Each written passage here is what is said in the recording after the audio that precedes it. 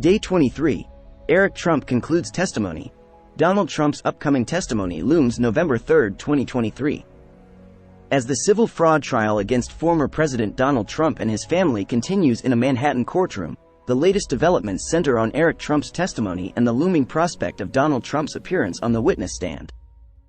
Legal clash eclipses Eric Trump's testimony. Donald J. Trump's legal team is in a heated legal battle again, targeting a court clerk and overshadowing Eric Trump's testimony in a civil fraud trial. Tensions arose between the former president's legal team and the court clerk, Allison Greenfield, resulting in a written order by the judge prohibiting the disclosure of confidential communications. Christopher M. Kise, one of Trump's attorneys, accused Greenfield of bias based on her political contributions, but the prosecution dismissed the move. Strained relations and disruption. Eric Trump's second day of testimony was tense due to questions about the Trump Organization's financial records, which are central to the civil fraud case. Trump distanced himself from the financial details, and his legal team raised concerns about impartiality, but Judge Engoron dismissed the claim. The case is marked by disruptions and legal disputes that threaten to overshadow the central issues at hand. Eric Trump's brief testimony. On day 23 of the trial, Eric Trump, the younger of the former president's two adult sons, returned to the witness stand for a second day of testimony.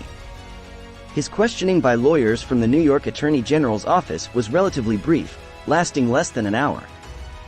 Eric reiterated his earlier statements, emphasizing that he had relied on the Trump Organization's accountants to prepare statements of financial condition, documents that lie at the core of the Attorney General's case.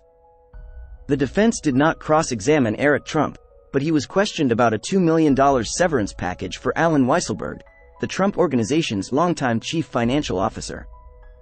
Weisselberg had pleaded guilty to criminal fraud charges the previous year.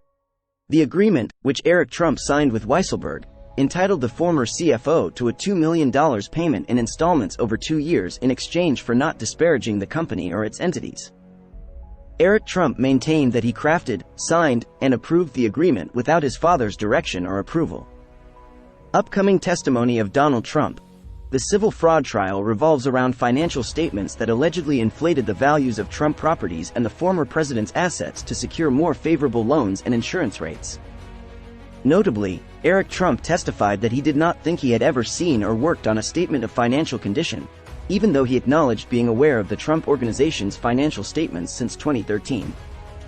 The Attorney General's office has argued that Donald Trump's children, including Eric and his older brother Donald Trump Jr., played a role in a scheme to artificially inflate their company's assets. New York Attorney General Letitia James alleges that this scheme allowed the Trump family to secure more favorable loans and insurance policies, resulting in profits of at least $250 million. The Trump family, however, maintains their innocence and denies any wrongdoing. Donald Trump, who is a key figure in the trial, is expected to take the stand on Monday. The trial has been marked by tensions and legal disputes, which threaten to overshadow the central issues of the case. As the trial moves forward, all eyes are now on the upcoming testimony of the former president, which will further shape the course of this high-profile legal battle.